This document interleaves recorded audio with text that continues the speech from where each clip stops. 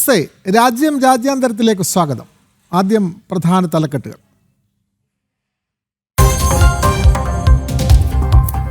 RSSനെ നിരോധിക്കുമെന്ന ഭീഷണിയുമായി കോൺഗ്രസ്. കേന്ദ്രത്തിൽ അധികാരത്തിലെത്തിയാൽ നിരോധിക്കും. വെല്ലുവിളിച്ച് കർണാടക മന്ത്രി പ്രിയാങ്ക് ഖാർഗെ. ഭരണഘടനയ്ക്ക് മുകളിൽ RSS മനുസ്മൃതി ഉയർത്തിപ്പിടിക്കുന്നുവെന്നും വിമർശനം.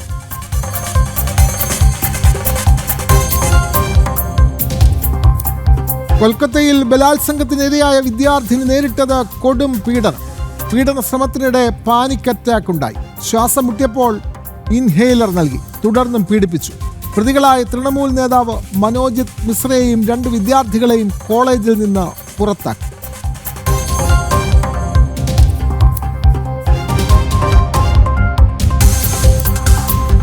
തമിഴ്നാട്ടിലെ കസ്റ്റഡി കൊലപാതകത്തിൽ ജുഡീഷ്യൽ അന്വേഷണം പ്രഖ്യാപിച്ച് മദ്രാസ് ഹൈക്കോടതി. പോലീസിനും DMK സർക്കാരിനും അതിരൂക്ഷ വിമർശനം. നടന്നത് സമാനതകളില്ലാത്ത ക്രൂരതയെന്ന് ഹൈക്കോടതി.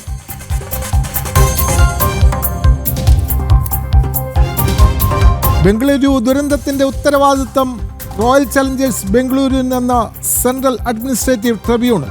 2 മുതൽ 5 ലക്ഷം രൂപ വരെ ആരാധകർ തടിച്ചുകൂടിയതിന് കാരണക്കാർ RCB. പോലീസിൽ നിന്ന് ആവശ്യമായ അനുമതി RCB വാങ്ങിയില്ല എന്നും ട്രൈബ്യൂണൽ.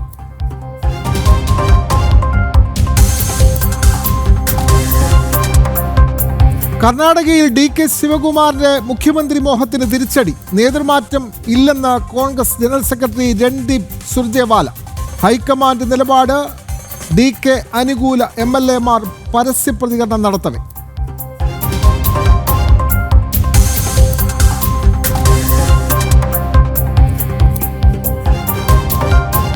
ഭാരതവുമായി അതിർത്തി പുനർനിർണയ ചർച്ചകൾക്ക് തയ്യാറെന്ന് ചൈന. ചൈനീസ് നിലപാട് പ്രതിരോധ മന്ത്രി രാജ്നാഥ് സിംഗുമായുള്ള ചർച്ചയ്ക്ക് പിന്നാലെ.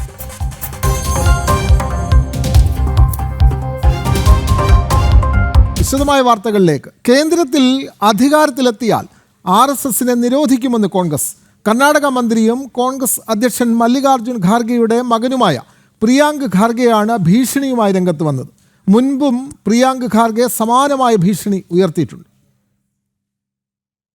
അടിയന്തരാവസ്ഥയുടെ 50-ാം വാർഷികം രാജ്യം ആചരിക്കവെയാണ് വീണ്ടും അടിച്ചമർത്തലിന്റെ സ്വരവുമായി കോൺഗ്രസ് നേതാക്കൾ രംഗത്തുവരുന്നത്. കേന്ദ്രത്തിൽ അധികാരത്തിലെത്തിയാൽ RSSനെ നിരോധിക്കും എന്നാണ് കർണാടക മന്ത്രിയും കോൺഗ്രസ് അധ്യക്ഷൻ മല്ലികാർജുൻ ഖർഗെയുടെ മകനുമായ പ്രിയങ്ക് ഖർഗെയുടെ ഭീഷണി.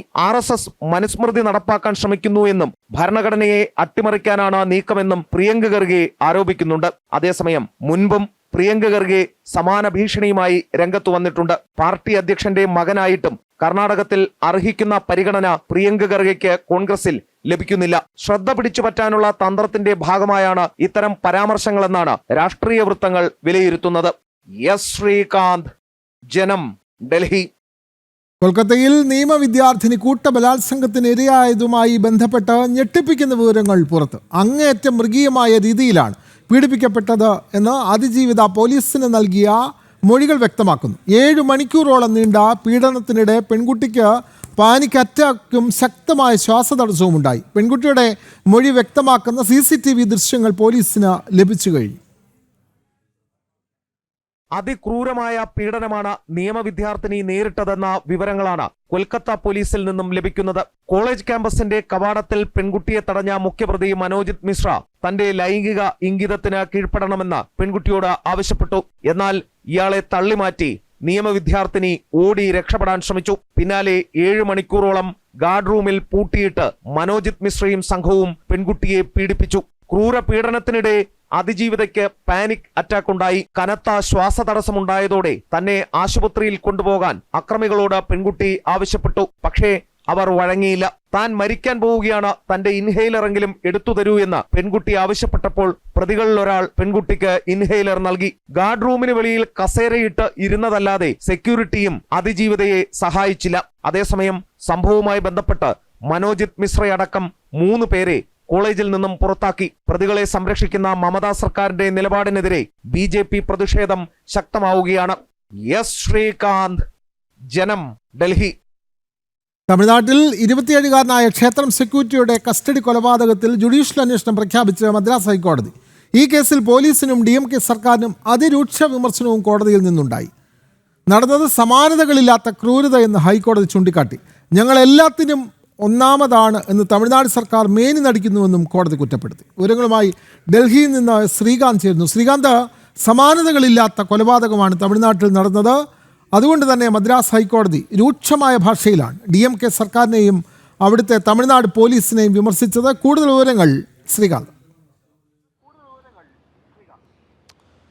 ഏതെങ്കിലും ഒരു കോടതിയിൽ നിന്നും ഇതുപോലെ ഒരു വിമർശനം ഇതിനു മുൻപ് വന്നിട്ടുണ്ടോ എന്നുള്ള കാര്യം സംശയമാണ്. കാരണം അത്ര രൂക്ഷമായ വിമർശനം ഇന്ന് തമിഴ്നാട് സർക്കാർ, അത് സ്റ്റാലിൻ സർക്കാരിനെതിരെയും പോലീസിനെതിരെയും ഉണ്ടായി എന്നുള്ളതാണ് നമ്മൾക്ക് മനസ്സിലാക്കുന്നത്. കാരണം ആ പോസ്റ്റ്മോർട്ടം റിപ്പോർട്ട് കണ്ടാൽ മനുഷ്യരായ ആരും ഈ രീതിയിൽ പ്രതികരിച്ചു പോകും. അത് അത്രയധികം ഹീനമായ കുറ്റകൃത്യമാണ് പോലീസുകാരുടെ ഭാഗത്തുനിന്നും വന്നിട്ടുള്ളത്. 27 വയസ്സ് മാത്രമുള്ള ഒരു ക്ഷേത്ര സെക്യൂരിറ്റി, ഒരു ചെറുപ്പക്കാരനെ മോഷണക്കുറ്റം ആരോപിച്ചാണ് ഇഞ്ചിഞ്ചായി തല്ലിക്കൊന്നത് എന്നുള്ളത് മനസ്സിലാക്കേണ്ടതുണ്ട്. പോലീസ് സ്റ്റേഷനുള്ളിലിട്ടാണ് ഈ ക്രൂരകൃത്യം അവർ ചെയ്തത്. ഇതിലിപ്പോൾ ജുഡീഷ്യൽ അന്വേഷണം പ്രഖ്യാപിച്ചിരിക്കുന്നു മദ്രാസ് ഹൈക്കോടതി. പോലീസിനും സർക്കാരിനും അതിരൂക്ഷ വിമർശനം വന്നിരിക്കുന്നു. സ്വന്തം പൗരനെ ഭരണകൂടം കൊന്നു എന്നാണ് ഹൈക്കോടതി പറയുന്നത്. നടന്നത് സമാനതകളില്ലാത്ത ക്രൂരതയാണെന്ന് ഹൈക്കോടതി പറയുന്നു. 44 മുറിവുകൾ യുവാവിൻ്റെ ശരീരത്തിൽ കണ്ടെത്തിയെന്ന് കോടതി പറയുന്നു. അടിയേറ്റ് വാങ്ങാത്ത 1 ഇഞ്ച് സ്ഥലം പോലും അജിത് കുമാറിൻ്റെ ശരീരത്തിൽ ഇല്ലെന്നാണ് കോടതി ചൂണ്ടിക്കാണിക്കുന്നത്. അജിത് കുമാറിൻ്റെ പിൻഭാഗത്തും വായിലും ചെവിയിലും മുളകുപൊടി വിതറി എന്നും കോടതി കണ്ടെത്തിയിട്ടുണ്ട്. പോലീസാണ് കൊലപാതകം നടത്തിയത്. സാക്ഷരത കുറവുള്ള ഉത്തരേന്ത്യൻ സംസ്ഥാനങ്ങളിൽ പോലും ഇങ്ങനെയൊരു കാര്യം നടക്കില്ല. ഇത് ഞങ്ങളെല്ലാത്തിലും ഒന്നാമതാണെന്ന് മേനി നടിക്കുന്ന തമിഴ്നാട്ടിലാണ്, അവിടുത്തെ സർക്കാരാണ് ഇത് ചെയ്യുന്നത് എന്നും നിലവിൽ കോടതി കുറ്റപ്പെടുത്തുന്നു. പോലീസ് ഈ കേസ് അട്ടിമറിക്കാൻ ശ്രമിച്ചത് ബോധ്യപ്പെട്ടു എന്നും കോടതി പറയുന്നു. അതിൽ കോടതി കൃത്യമായി പറയുന്നത് CBI ഈ കേസ് അന്വേഷിക്കുന്നതിന് വേണ്ട നടപടികൾ സ്വീകരിക്കണം, കുറ്റക്കാരായ ഉദ്യോഗസ്ഥർക്കെതിരെ കർശന നടപടി വേണം എന്നുള്ളതാണ്. മുൻപൊക്കെ കേട്ടിട്ടുണ്ട് ഈ സ്റ്റേഷനിലൊക്കെ ഇട്ട ഉരുട്ടലും കൊലപാതകവുമൊക്കെ, അത് ഈ കാലത്തും നിലനിൽക്കുന്നു. ഇത്രയും പ്രാകൃതന്മാർ പോലീസ് സ്റ്റേഷനുകളിൽ കാക്കിക്കുള്ളിലുണ്ട് എന്നുള്ളത് ഞെട്ടിക്കുന്നതാണ്. അതിപ്പോൾ തമിഴ്നാട് അതിന് ഏറ്റവും വലിയൊരു ഉദാഹരണമായി മാറിയിരിക്കുന്നു. തമിഴ്നാട്ടിൽ 27-കാരനായ ക്ഷേത്രം സെക്യൂരിറ്റിയുടെ കസ്റ്റഡി കൊലപാതകത്തിൽ ജുഡീഷ്യൽ അന്വേഷണം പ്രഖ്യാപിക്കുകയാണ് മദ്രാസ് ഹൈക്കോടതി. ഹൈക്കോടതി രൂക്ഷമായ ഭാഷയിലാണ് തമിഴ്നാട് സർക്കാരിനെയും തമിഴ്നാട് പോലീസിനെയും കുറ്റപ്പെടുത്തിയത്. കേന്ദ്ര ആഭ്യന്തരമന്ത്രി അമിത്ഷായ്ക്കെതിരെ DMK MP A. രാജ നടത്തിയ അധിക്ഷേപ പരാമർശത്തിൽ വ്യാപക പ്രതിഷേധം. ചെന്നൈയിലുടനീളം BJP പ്രതിഷേധ മാർച്ച് നടത്തി. Tamil Nadu BJP vice president Narayan തിരുപ്പതിയെയും മറ്റ് പ്രവർത്തകരെയും പ്രതിഷേധത്തിനിടെ പോലീസ് കസ്റ്റഡിയിലെടുത്തു. കഴിഞ്ഞ ആഴ്ചയാണ് DMK MP A. രാജ കേന്ദ്ര ആഭ്യന്തരമന്ത്രി അമിത്ഷായ്ക്കെതിരെ അധിക്ഷേപ പരാമർശം നടത്തിയത്.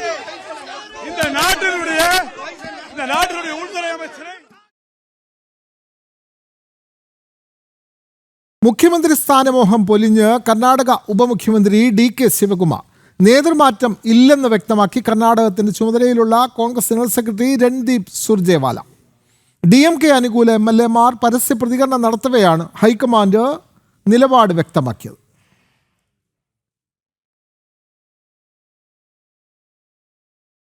IPL ആഘോഷത്തിനിടെ ഉണ്ടായ ദുരന്തത്തിന്റെ ഉത്തരവാദിത്തം റോയൽ ചലഞ്ചേഴ്സ് ബംഗളൂരുവിന് സെൻട്രൽ അഡ്മിനിസ്ട്രേറ്റീവ് ട്രിബ്യൂണൽ. 2 മുതൽ 5 ലക്ഷം വരെ ആരാധകർ തടിച്ചുകൂടാൻ കാരണം RCB ആണ്. പോലീസിൽ നിന്ന് ആവശ്യമായ അനുമതി RCB വാങ്ങിയിട്ടില്ല എന്നും സെൻട്രൽ അഡ്മിനിസ്ട്രേറ്റീവ് ട്രിബ്യൂണൽ കുറ്റപ്പെടുത്തി.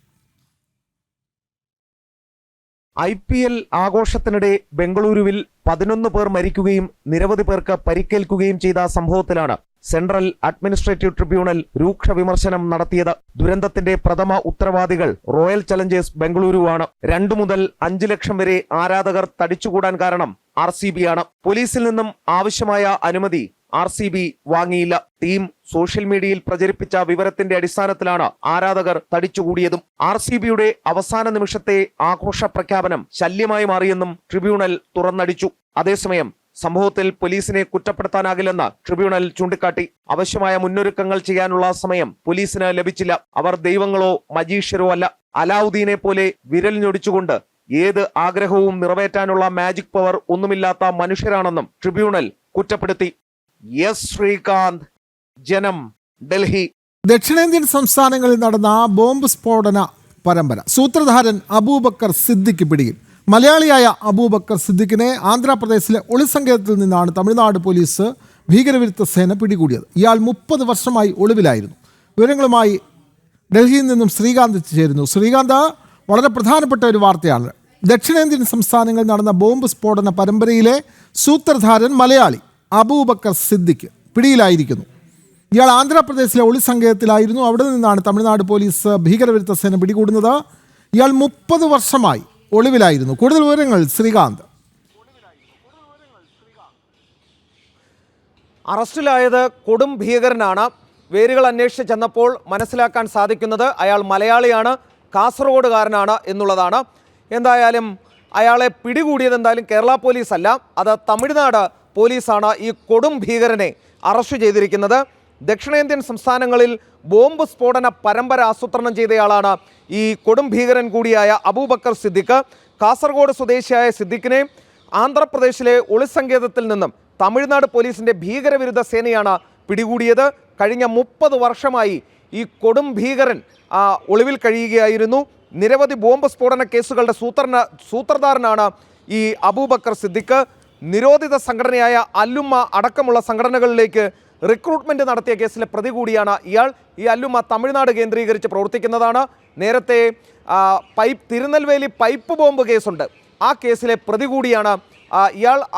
അതുമായി ബന്ധപ്പെട്ട സംഘടനയാണ് ഈ അല്ലുമ്മ എന്ന് പറയുന്നത്. അങ്ങനെ കാസർഗോഡുകാരൻ മലയാളി അബൂബക്കർ സിദ്ദിഖ് ദക്ഷിണേന്ത്യയിലെ വലിയ ബോംബ് സ്ഫോടനങ്ങൾക്ക് ആസൂത്രണം ചെയ്തയാൾ പിടിയിലായിരിക്കുന്നു. ആന്ധ്രയിൽ നിന്നും പിടിച്ചത് തമിഴ്നാട് പോലീസ്. ദക്ഷിണേന്ത്യൻ സംസ്ഥാനങ്ങളിൽ നടന്ന ബോംബ് സ്ഫോടന പരമ്പരയിൽ സൂത്രധാരനായിട്ടുള്ള മലയാളി അബൂബക്കർ സിദ്ദിഖ് പിടിയിലായിരിക്കുന്നു. സിദ്ദിഖിനെ ആന്ധ്രാപ്രദേശിലെ ഒളിസങ്കേതത്തിൽ നിന്ന് തമിഴ്നാട് പോലീസിന്റെ ഭീകരവിരുദ്ധ സേനയാണ് പിടികൂടിയത്. ഭാരതവുമായി അതിർത്തി പുനർനിർണയം സംബന്ധിച്ച ചർച്ചകൾക്ക് തയ്യാറെന്ന് ചൈന. പ്രതിരോധ മന്ത്രി രാജ്നാഥ് സിംഗുമായുള്ള ചർച്ചയ്ക്ക് ശേഷമാണ് ചൈന നിലപാടറിയിച്ചത്. 2024 ഭാരതവും ചൈനയും അതിർത്തിയിൽ നിന്ന് പരസ്പരം സൈന്യത്തെ പിൻവലിക്കാനുള്ള ധാരണ നടപ്പാക്കിയിരുന്നു. ഭാരതവും ചൈനയുമായുള്ള അതിർത്തി വിഷയം സങ്കീർണമാണ്. അക്കാരണത്താൽ തന്നെ അതിർത്തി പുനർനിർണയം വിശാല ചർച്ചകളിലൂടെ നടപ്പാക്കേണ്ടതുണ്ട്. ഇത്തരത്തിൽ തുടർ ചർച്ചകൾക്ക് തയ്യാറാണെന്ന നിലപാടാണ് ചൈന അറിയിച്ചിരിക്കുന്നത്. ചർച്ചകൾ തുടരുന്നതിനെ കൃത്യമായ മാർഗരേഖ തയ്യാറാക്കണമെന്ന് ഭാരതത്തിന്റെ പ്രതിരോധ മന്ത്രി രാജ്നാഥ് സിംഗ് അറിയിച്ചു. ഷാങ്ഹായ് കോർപ്പറേഷൻ ഓർഗനൈസേഷൻ ചർച്ചകൾക്കിടെയാണ് പ്രതിരോധ മന്ത്രി നിലപാട് അറിയിച്ചത്. ഇരു രാജ്യങ്ങളും പരസ്പരം പ്രത്യേക പ്രതിനിധികളെ നിയമിച്ചിട്ടുണ്ട്. അതിർത്തി സംബന്ധിച്ച ചർച്ചകൾ കാര്യക്ഷമമെന്നും ചൈന അറിയിക്കുന്നുണ്ട്. 2024 ഒക്ടോബറിൽ അതിർത്തിയിൽ നിന്നും ഇരു രാജ്യങ്ങളും പരസ്പരം സൈന്യത്തെ പിൻവലിക്കുന്നതിനുള്ള ധാരണയിലെത്തിയിരുന്നു. തുടർന്നാണ് അതിർത്തി പുനർനിർണയം സംബന്ധിച്ച അന്തിമ ചർച്ചകളിലേക്ക് കാര്യങ്ങൾ നീങ്ങുന്നത്. ഇന്റർനാഷണൽ ഡെസ്ക്, ജനം. ടെസ്ലയ്ക്ക് നൽകുന്ന സബ്സിഡികൾ പുനഃപരിശോധിക്കാൻ നിർദ്ദേശിച്ച് ഡൊണാൾഡ് ട്രംപ്. സബ്സിഡികൾ നിർത്തലാക്കിയാൽ ഈലോൺ മസ്കിന്റെ വ്യവസായങ്ങൾ ഒന്നൊന്നായി അവസാനിപ്പിക്കേണ്ടി വരുമെന്നും ട്രംപ് സമൂഹമാധ്യമത്തിൽ കുറിച്ചു. ഈലോൺ മസ്കിന്റെ ജന്മനാടായ സൗത്ത് ആഫ്രിക്കയിലേക്ക് തിരിച്ചു പോകേണ്ടി വരും എന്നും ട്രംപിന്റെ കുറിപ്പിലുണ്ട്. കടപരിധി ഉയർത്തുന്ന പുതിയ ബിൽ പാസാക്കിയാൽ ഉടൻ പുതിയ പാർട്ടി രൂപീകരിക്കുമെന്ന് ഈലോൺ മസ്കും പറഞ്ഞു. വിവരങ്ങളുമായി ഐസൺ ജോസ് ചേർന്നു. ഐസൺ, എന്താണ് ഇത്തരമൊരു സാഹചര്യത്തിലേക്ക് കാര്യങ്ങൾ നീങ്ങാൻ പ്രധാനപ്പെട്ട കാരണം? ഐസൺ. വിനോദ്, കുറച്ച് ദിവസങ്ങളായി ഈ പ്രശ്നം പുകയുകയാണ് അമേരിക്കയിൽ. അത് നമുക്കറിയാവുന്നതാണ്. ഡോജിൻ്റെ മേധാവി കൂടിയായിരുന്ന എലോൺ മസ്ക് ആ പദവി രാജിവെക്കുകയായിരുന്നു. രാജിവെക്കുന്നതിന് കാരണമായി കാട്ടിയത് ട്രംപിൻ്റെ കടപരിധി ഉയർത്തുന്നതിനുള്ള ബിൽ, അതായത് ആ നിയമം പാസ്സാക്കുന്നതിനുള്ള നീക്കം അദ്ദേഹം നടത്തിയിരുന്നു. ഈ കടപരിധി ഉയർത്തുന്നതിനുള്ള ബിൽ, $5 ട്രില്യൺ ഉയർത്തുന്നതിനുള്ളൊരു ബില്ല് പ്രൊപ്പോസ് ചെയ്തത് അമേരിക്കയുടെ സുരക്ഷയെ തന്നെ പ്രതികൂലമായി ബാധിക്കും, സാമ്പത്തിക സുരക്ഷയെ തന്നെ പ്രതികൂലമായി ബാധിക്കുമെന്ന വിമർശനം ഉന്നയിച്ചാണ്. ആ വിമർശനത്തിന് പിന്നാലെയാണ് എലോൺ മസ്ക് അതായത് ട്രംപ് അധികാരത്തിൽ വന്നപ്പോൾ സ്ഥാപിതമായ ഡിപ്പാർട്ട്മെൻറ്റ് ഓഫ് ഗവൺമെൻറ് എഫിഷ്യൻസി എന്ന് പറയുന്ന ആ ഡിപ്പാർട്ട്മെൻറ്റിൻ്റെ മേധാവിയെ സ്ഥാനത്ത് നിന്നും അദ്ദേഹം രാജിവെക്കുകയും ചെയ്തത്. ഈ രാജിവെച്ചതിന് പിന്നാലെയാണ് ഇപ്പോൾ ഇതിനുള്ള നീക്കങ്ങൾ, ബിൽ പാസ്സാക്കുന്നതിനുള്ള നീക്കങ്ങൾ നടത്തുന്നുവെന്ന് കാര്യമായി നീങ്ങുന്നുവെന്ന് അറിഞ്ഞതിന് പിന്നാലെയാണ് ഇന്ന് രാവിലെ സമൂഹ മാധ്യമത്തിൽ എലോൺ മസ്കിൻ്റെ പോസ്റ്റും പുറത്തു വന്നത്. എലോൺ മസ്കിൻ്റെ പോസ്റ്റിൽ വളരെ കൃത്യമായി പറയുന്നത് ഈ റിപ്പബ്ലിക്കൻസിനും ഡെമോക്രാറ്റുകൾക്കും പുറമേ ഒരു പാർട്ടി കൂടി ആവശ്യമുണ്ട്, അമേരിക്കൻ പാർട്ടി കൂടി ആവശ്യമുണ്ട് എന്ന നിലപാടും, അത് ഉടൻ തന്നെ ഇത്തരത്തിലുള്ള ബില്ല് പാസ്സാക്കുകയാണെങ്കിൽ ഉടൻ തന്നെ അത് നടപ്പാക്കുമെന്നും ഇന്ന് വളരെ കൃത്യമായി ട്രംപ് പറയുകയും ചെയ്തു. ഇതിന് പിന്നാലെയാണ് എലോൺ മസ്ക് പറയുകയും ചെയ്തു. ഇതിന് പിന്നാലെയാണ് ട്രംപിൻ്റെ ഭാഗത്ത് നിന്ന് അതിനൊരു മറുപടി എന്ന നിലയിൽ കൃത്യമായ, നേരത്തെ വിനോദ് സൂചിപ്പിച്ചു പോലുള്ള നിലപാടുകളുണ്ടായത്. ഈ സബ്സിഡികളെല്ലാം തന്നെ നിർത്തലാക്കിയാൽ ഈ എലോൺ മസ്കിൻ്റെ സ്ഥാപനങ്ങൾ പൂട്ടേണ്ടി വരും, അദ്ദേഹത്തിന് തിരിച്ച് സൗത്ത് ആഫ്രിക്കയിലേക്ക് തന്നെ പോകേണ്ട സാഹചര്യം ഉണ്ടാകുമെന്നെല്ലാം തന്നെ ട്രംപ് പോസ്റ്റിൽ പറയുകയും ഇപ്പോൾ ഒരു നിർദ്ദേശം നൽകുകയും ചെയ്തിരിക്കുകയാണ്. ഡോജിന് തന്നെയാണ് നിർദ്ദേശം നൽകിയിരിക്കുന്നത് എന്ന എന്നതാണ് ഏറെ പ്രത്യേകതയുള്ളത്. അതായത് ടെസ്ലയുടെ മേധാവിയായിരുന്ന ഡിപ്പാർട്ട്മെൻറ്റ് ഓഫ് ഗവൺമെൻറ് എഫിഷ്യൻസിക്ക് തന്നെയാണ് ട്രംപ് ഇപ്പോൾ നിർദ്ദേശം നൽകിയിരിക്കുന്നത്. അതായത് ടെസ്ലയ്ക്ക് നൽകിയിരുന്ന സബ്സിഡികളെല്ലാം തന്നെ പുനഃപരിശോധിക്കണമെന്നൊരു നിർദ്ദേശമാണ് ഇപ്പോൾ നൽകിയിരിക്കുന്നത്. അത്തരത്തിൽ പുനഃപരിശോധിക്കപ്പെട്ടാൽ, ടെസ്ലയ്ക്ക് നൽകുന്ന സബ്സിഡികൾ പുനഃപരിശോധിക്കപ്പെട്ടാൽ ആ നഷ്ടം തന്നെ നികത്തുന്നതോടുകൂടി രാജ്യത്ത് കുറേ സമ്പത്ത് സംരക്ഷിക്കാനാകുമെന്നൊരു നിലപാടും ട്രംപ് അറിയിക്കുന്നുണ്ട്. ഇത്തരത്തിലൊരു നീക്കം സ്വാഭാവികമായും ട്രംപിൻ്റെ ഭാഗത്തു നിന്നുണ്ടായത് വലിയൊരു അറ്റാക്ക് അല്ലെങ്കിൽ വലിയൊരു പ്രതികരണമായി തന്നെ മാറിയിട്ടുണ്ട് എന്നാണ് മനസ്സിലാക്കാനും സാധിക്കുന്നത്. ഇവർ രണ്ടുപേരും, അതായത് ലോകത്തിലെ ഏറ്റവും വലിയ കാശുകാരനായ അല്ലെങ്കിൽ ഒരു ധനാഢ്യനായ ഒരു വ്യക്തിയാണ് എലോൺ മസ്ക് എന്നതുകൊണ്ട് തന്നെ ഈ മൾട്ടി മില്യണറായ ഈ വ്യക്തിയുടെ പണവും അതുപോലെയുള്ള സംവിധാനങ്ങളും സംരക്ഷിക്കുന്നതിന് വേണ്ടിയാണ് ഈ പദവിയിലേക്ക് വന്നത് എന്ന രീതിയിലുള്ള വലിയ വിമർശനങ്ങളെല്ലാം തന്നെ നിലനിന്നിരുന്ന ഒരു സാഹചര്യമുണ്ടായിരുന്നു. ആ സാഹചര്യത്തിൽ നിന്നാണ് ഇപ്പോൾ ഇങ്ങനെയൊരു തീരുമാനം ട്രംപിൻ്റെ ഭാഗത്തു നിന്നുണ്ടായിരിക്കുന്നത്. ഇലോൺ മസ്കിന് നൽകുന്ന സബ്സിഡികളെല്ലാം തന്നെ അടിയന്തരമായി പുനഃപരിശോധിക്കാനും ആവശ്യമുണ്ടെങ്കിൽ അത് പിൻവലിക്കാനുമുള്ള നീക്കങ്ങൾ നടത്തണമെന്നൊരു നിർദ്ദേശം ഇലോൺ മസ്ക് തന്നെ മേധാവിയായിരുന്ന, ഇപ്പോൾ രാജിവെച്ചിരിക്കുന്ന ആ ഡിപ്പാർട്ട്മെൻറ്റ് ഓഫ് ഗവൺമെൻറ് എഫിഷ്യൻസി എന്ന ആ ഡിപ്പാർട്ട്മെൻറ്റിന് തന്നെ നിർദ്ദേശം നൽകിയിരിക്കുന്നതാണ് പ്രത്യേകത.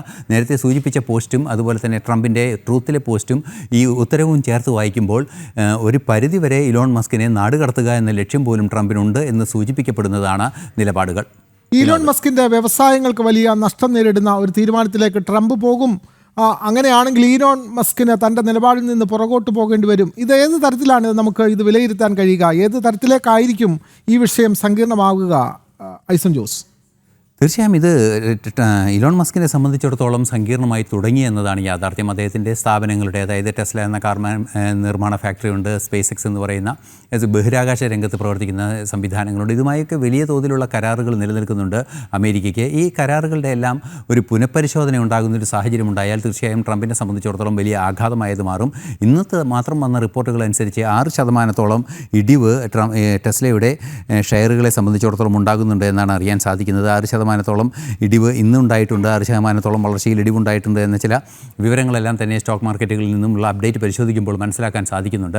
തീർച്ചയായും അത്തരത്തിലൊരു ആഘാതം ഒരു ബിസിനസ് മാൻ എന്ന നിലയിൽ അല്ലെങ്കിൽ ഒരു വലിയ വ്യാപാരി, ഒരു മൾട്ടി മില്യണയർ എന്ന രീതിയിൽ ഉണ്ടാവുകയാണെങ്കിൽ അദ്ദേഹത്തെ നിയന്ത്രണത്തിൽ കൊണ്ടുവരാൻ സാധിക്കുമെന്ന് തന്നെയാണ് ട്രംപും പ്രതീക്ഷിക്കുന്നത്. തീർച്ചയായും ഈ ഒരു സാഹചര്യം വിലയിരുത്തുമ്പോൾ ഈ തർക്കത്തിന് ആധാരമായതും മൂന്നാമതൊരു പാർട്ടി സ്ഥാപിക്കുമെന്ന നിലപാടെല്ലാം തന്നെ സ്വീകരിച്ചിരുന്നതിനും ഒരു പശ്ചാത്തലം കൂടിയുണ്ട്. നേരത്തെ പറഞ്ഞതുപോലെ ഡെമോക്രാറ്റുകളെ പിന്തുണയ്ക്കാൻ ഏതെങ്കിലും രീതിയിൽ ശ്രമിക്കുകയാണെങ്കിൽ, ഈ എലോൺ മസ്ക് ശ്രമിക്കുകയാണെങ്കിൽ ഇലോൺ മസ്ക് അതിൻ്റെ പ്രത്യാഘാതങ്ങൾ നേരിടേണ്ടി വരുമെന്നൊരു നിലപാട് നേരത്തെ ട്രംപ് പറയുകയും ചെയ്തിരുന്നു.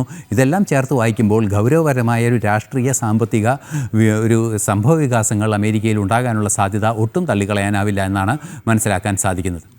സ്പീക്കറുടെ ചേംബറിൽ ബഹളം വെച്ചതിനെ തുടർന്ന് കോൺഗ്രസ് MLA നാന പടോലെക്ക് സസ്പെൻഷൻ. മഹാരാഷ്ട്ര നിയമസഭയിൽ നിന്ന് ഒരു ദിവസത്തേക്കാണ് സസ്പെൻഡ് ചെയ്തത്. BJP MLA ബബൻ റാവു ലോണിക്കർക്കെതിരെ നടപടിയെടുക്കണമെന്നാവശ്യപ്പെട്ട് സ്പീക്കർ രാഹുൽ നർവേക്കറോട് പട്ടോല തട്ടിക്കയറുകയായിരുന്നു. ഇതേ തുടർന്നാണ് സസ്പെൻഷൻ. കർഷകരെക്കുറിച്ച് ബബൻ റാവുവും കൃഷിമന്ത്രിയും വിവാദ പരാമർശം നടത്തിയെന്നാണ് കോൺഗ്രസിന്റെ ആരോപണം. ദേശീയ കായിക നയം 2025 കേന്ദ്രമന്ത്രിസഭയുടെ അംഗീകാരം. പ്രധാനമന്ത്രി നരേന്ദ്രമോദിയുടെ അധ്യക്ഷതയിൽ ചേർന്ന മന്ത്രിസഭാ യോഗത്തിലാണ് അംഗീകാരം ലഭിച്ചത്. കായിക താരങ്ങളുടെ വികസനത്തിനും ആഗോളതലത്തിൽ ഉൾപ്പെടെ കായിക ഇനങ്ങളിൽ ഭാരതത്തെ ശക്തികേന്ദ്രമാക്കാനും സഹായിക്കുന്നതാണ് പുതിയ നയം. 2036 ഒളിമ്പിക്സ് അടക്കമുള്ള രൂപരേഖ പുതിയ കായിക നയം ലക്ഷ്യമിടുന്നു. കായിക താരങ്ങളെ പിന്തുണയ്ക്കുന്നതിനും അവരുടെ വികസനത്തിനും ആഗോള കായിക രംഗത്ത് ഭാരതത്തെ മുൻനിരയിൽ എത്തിക്കുന്നതിനുമുള്ള രൂപരേഖയാണ് പുതിയ നയമെന്ന് കേന്ദ്രമന്ത്രി മൻസുഖ് മാണ്ഡവ്യ എക്സിൽ കുറിച്ചു. ഏറ്റവും പ്രധാനപ്പെട്ട ഒരു വാർത്തയിലേക്ക്. തിരുവനന്തപുരം മെഡിക്കൽ കോളേജ് ആശുപത്രിയിലെ ഡോക്ടർ ഹാരിസ് ചിറക്കലിന് മുഖ്യമന്ത്രിയുടെ വിമർശനം. ആരോഗ്യമേഖലയെ തെറ്റായി ചിത്രീകരിച്ചു. ഡോക്ടർ ഹാരിസ് അഴിമതി തീണ്ടാത്ത ആത്മാർത്ഥതയോടെ ജോലി ചെയ്യുന്ന ഉദ്യോഗസ്ഥനാണ്. അത്തരം ഒരാൾ ഭാരതത്തിലെ ഏറ്റവും നല്ല ആരോഗ്യ മേഖലയെ തെറ്റായി ചിത്രീകരിക്കുന്നതിന് കാരണമായെന്നും വിമർശനമുണ്ട്. കണ്ണൂരിൽ നടന്ന അവലോകന യോഗത്തിലാണ് മുഖ്യമന്ത്രിയുടെ ഈ പ്രതികരണം. വിവരങ്ങളുമായി മിഥുൻ പിള്ള ചേർന്നു. മിഥുൻ, ആരോഗ്യരംഗത്തെ കെടുകാര്യസ്ഥത വളരെ വ്യക്തമായി ഡോക്ടർ ഹാരിസിൻ്റെ വെളിപ്പെടുത്തലോടുകൂടിയാണ് കേരള ജനത ചർച്ച ചെയ്യുന്നത്. ഈ ഘട്ടത്തിലാണ് പൊതുജനങ്ങളുടെ നല്ല മതിപ്പുളവാക്കിയ ഡോക്ടർ ഹാരിസിനെതിരെ ഇപ്പോൾ മുഖ്യമന്ത്രി രംഗത്ത് വരുന്നത്. കണ്ണൂരിൽ വെച്ചാണ് മുഖ്യമന്ത്രി ഇത്തരത്തിൽ കടുത്ത ഭാഷയിൽ ഡോക്ടർ ഹാരിസിനെതിരെ വിമർശനം ഉന്നയിച്ചത്. കൂടുതൽ വിവരങ്ങൾ മിഥുൻ പിള്ള. വിനോദ്, കണ്ണൂരിൽ നടന്ന മേഖലാ അവലോകന യോഗത്തിലാണ് ഇത്തരത്തിൽ ഹാരിസ് ചിറക്കലിനെതിരെ ഇത്തരത്തിലൊരു വിമർശനവുമായി മുഖ്യമന്ത്രി രംഗത്തെത്തിയത്. ഹാരിസ് തിരക്കലിനെ ഈ ആരോഗ്യ മേഖലയെ തെറ്റായി ചിത്രീകരിക്കാൻ ശ്രമം നടക്കുന്നതായാണ് ഈ യോഗത്തിൽ മുഖ്യമന്ത്രി പറഞ്ഞത്. ഡോക്ടർ തിരക്കൽ അഴിമതി തീണ്ടാത്ത ആത്മാർത്ഥതയോടെ ജോലി ചെയ്യുന്ന ഒരു ഉദ്യോഗസ്ഥനാണ്. അത്തരമൊരാൾ ഇന്ത്യയിലെ ഏറ്റവും നല്ല ആരോഗ്യ മേഖലയെ തെറ്റായി ചിത്രീകരിക്കുന്നതിന് കാരണമായി. ശസ്ത്രക്രിയകൾക്ക് ആവശ്യമായ എല്ലാ കാര്യങ്ങളും സർക്കാർ ഒരുക്കിയിട്ടുണ്ട്. ഇല്ലാത്ത ഉപകരണങ്ങൾ വളരെ വേഗം വാങ്ങി നൽകാറുമുണ്ട്. കേരളത്തെ താറടിച്ചു കാണിക്കണമെന്ന് ആഗ്രഹിക്കുന്നവർക്ക് ഉപയോഗിക്കാൻ കഴിയും. അതൃപ്തി പുറത്തുവിട്ടാൽ നല്ല പ്രവർത്തനങ്ങളെല്ലാം തെറ്റായ ചിത്രീകരണത്തിന് ഇടയാക്കും എന്നാണ് മുഖ്യമന്ത്രി ഈ മേഖലാ യോഗത്തിൽ പറഞ്ഞത്. നമുക്കറിയാം, തിരുവനന്തപുരം മെഡിക്കൽ കോളേജിലെ ആരോഗ്യരംഗത്തെ കെടുകാര്യസ്ഥതയുമായി ബന്ധപ്പെട്ട് ദോഷപരമായാണ് ഹാരിസ് തിരക്കൽ രംഗത്തെത്തിയത്. അദ്ദേഹം ഈ ആരോഗ്യരംഗത്ത് നടക്കുന്ന പല കെടുകാര്യസ്ഥതകളും, അതായത് സർജറികൾ നടക്കുന്നില്ല, പല പോരായ്മകളും തിരുവനന്തപുരം മെഡിക്കൽ കോളേജിനെ സംബന്ധിച്ചുണ്ട്. ഇതൊക്കെ തന്നെ വന്നത് ഈ ആരോഗ്യ മന്ത്രിക്ക് നേരെയാണ്. അത്തരം ഒരു വിമർശനം അത് സംസ്ഥാന സർക്കാരിന് തന്നെ നാണക്കേട് ഈ ഘട്ടത്തിൽ തന്നെയാണ് മുഖ്യമന്ത്രി ഇതിനെതിരെ പ്രതിരോധവുമായി രംഗത്ത് വരുന്നൊരു സാഹചര്യം ഉണ്ടായത്. ഇത് മേഖലാതല യോഗത്തിലാണ് ഇത്തരമൊരു വിമർശനം ഉണ്ടായത് എന്നുള്ളത് എടുത്ത് പറയേണ്ടതുണ്ട്. അതായത് ആരോഗ്യ മേഖലയെ തെറ്റായി ചിത്രീകരിക്കാൻ ശ്രമം നടക്കുന്നതായാണ് മുഖ്യമന്ത്രി പറയുന്നത്. അതായത് ഹാരിസ് തിരക്കൽ പറഞ്ഞ കാര്യങ്ങൾ വസ്തുതയ്ക്ക് നിരക്കുന്നതല്ല എന്നൊരു വാക്കുകൾ തന്നെയാണ് ഇത് മനസ്സിലാക്കേണ്ടിയിരിക്കുന്നു. അതേസമയം ഡോക്ടർ ഹാരിസ് തിരക്കലിനെ പിണക്കാൻ സാധിക്കാത്തത് കൊണ്ട് തന്നെ ഹാരിസ് തിരക്കൽ ആത്മാർത്ഥതയുള്ള അഴിമതി തീണ്ടാത്ത വ്യക്തമാണ്. തിരുവനന്തപുരം മെഡിക്കൽ കോളേജിലെ ഡോക്ടർ ഹാരിസ് തിരക്കലിനെതിരെ മുഖ്യമന്ത്രി രൂക്ഷ ഭാഷയിലാണ് വിമർശനം ഉന്നയിച്ചിട്ടുള്ളത്. വിവരങ്ങൾ നൽകുകയായിരുന്നു കണ്ണൂരിൽ നിന്നും മിഥുൻ പിള്ള. രാജ്യാന്തരം ഇവിടെ സമാപിക്കുന്നു. ഇനിയും ജനം ഡിബേറ്റ് കാണാം. നമസ്തേ.